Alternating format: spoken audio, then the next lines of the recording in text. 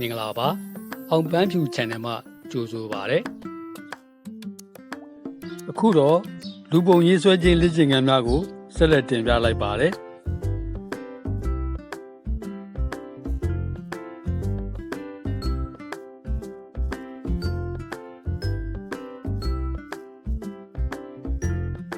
ပုံချမ်းကိုမေးပြီးပုံကြောဆက်ရေးပါမယ်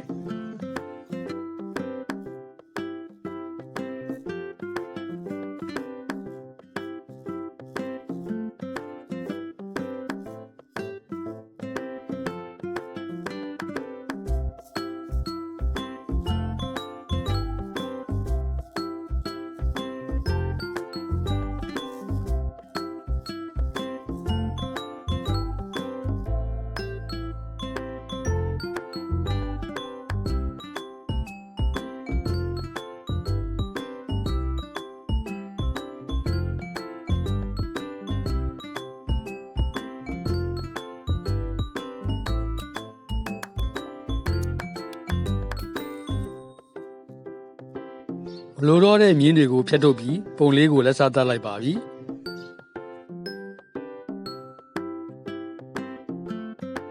ခုတော့ဒီလောက်ပါပဲအားလုံးပဲကျွမ်းလန်းချမ်းမြေ့ကြပါစေ